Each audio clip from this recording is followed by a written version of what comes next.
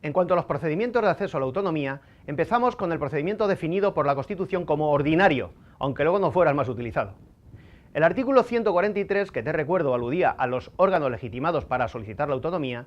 establece en su apartado segundo que la iniciativa del proceso autonómico, digamos ordinario, corresponde a todas las diputaciones interesadas o al órgano interinsular correspondiente, y b, a las 2/3 partes de los municipios cuya población represente al menos la mayoría del censo electoral de cada provincia o isla. Estos requisitos, además, deberán ser cumplidos en el plazo de 6 meses desde el primer acuerdo adoptado al respecto por alguna de las corporaciones locales interesadas. La iniciativa, en caso de no prosperar, solamente podrá renovarse pasados 5 años. Señala el artículo 146 que el proyecto de estatuto será elaborado por una asamblea compuesta por los miembros de la Diputación u órgano interinsular de las provincias afectadas y los diputados y senadores elegidas en ellas, elevándose a las Cortes Generales para su posterior tramitación como ley. Frente a la vía ordinaria del artículo 143 antes mencionado, encontramos el artículo 151 de la Constitución, conocido como vía rápida, no por otra cosa, sino porque permitía el acceso a mayor cota de autonomía, ya que esas comunidades autónomas podían asumir mayores competencias desde el momento de su constitución como tales, sin límite temporal alguno. Este fue el camino utilizado por una única autonomía, Andalucía, para asimilarse al nivel competencial de las equívoca y nefastamente denominadas comunidades históricas, como si casi todas las demás no lo fueran. Así, en este supuesto, no será preciso dejar transcurrir el plazo de 5 años referido en el artículo 148 para asumir mayor número de competencias recogidas en el artículo 149 como propias del Estado, cuando la iniciativa del proceso autonómico, antes mencionado, sea acordada dentro del plazo de 6 meses del artículo 143.2 de la Constitución, además de por las diputaciones o los órganos interterritoriales correspondientes,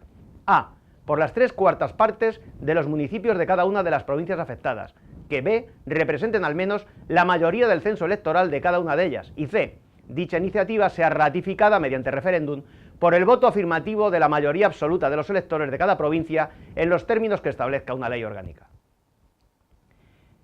En este caso, el de la vía rápida, el Gobierno convocará a todos los diputados y senadores elegidos en las circunscripciones comprendidas en el ámbito territorial que pretenda acceder al autogobierno para que se constituyan en asamblea a los solos efectos de elaborar el correspondiente proyecto de estatuto de autonomía mediante el acuerdo de la mayoría absoluta de sus miembros. Dicho texto pasa a la Comisión Constitucional del Congreso para que lo examine y, con la presencia de miembros de la Asamblea Autora, discuten sobre la formulación final del proyecto que se someta a referéndum en las provincias correspondientes para su aprobación. Si la misma no se logra, se vuelve a discutir el proyecto no aprobado como proyecto de ley ante las Cortes, que introduce los cambios correspondientes y lo vuelve a someter a referéndum en las provincias correspondientes. Si ahora ya alguna de ellas no lo aprobara, el resto de las provincias pueden constituirse en la comunidad autónoma. He aquí el caso de Almería, provincia en la que la abstención en el referéndum de febrero del 80 fue altísima y no se logró la mayoría solicitada. Pues bien, vía cambios normativos primero y después mediante la aprobación de la Ley Orgánica 13 de 1980 de sustitución de la iniciativa autonómica de dicha provincia, según permitía el artículo 144 de la Constitución antes visto, se obliga a Almería a formar parte de Andalucía. Asunto arreglado, conculcando eso sí la literalidad del artículo 151 de la Constitución, y así quedó Almería incorporada a la región andaluza.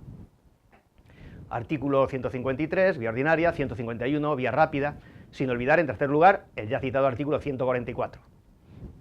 que permitía, recuerdo, que las Cortes Generales aprobaran un estatuto de autonomía a entidades no incluidas en el esquema provincial, pensado en un futuro para la colonia británica de Gibraltar y utilizado para los casos de Ceuta y Melilla. Y te recuerdo, por cierto, en cuarto lugar, que las disposiciones transitorias primera y segunda de la Constitución abrieron la posibilidad, que fue la más usada, de que los entes preautonómicos creados fueran los protagonistas de la iniciativa autonómica, sustituyendo así la iniciativa autonómica de las provincias, tanto en el procedimiento referido en el artículo 143, la vía ordinaria, como en el del 151 respecto a las conocidas como comunidades autónomas históricas.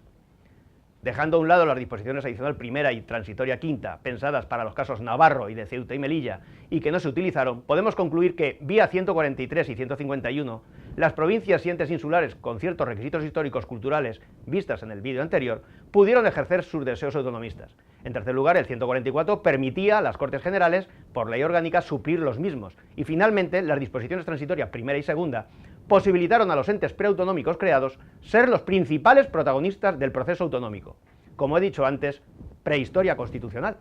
En fin.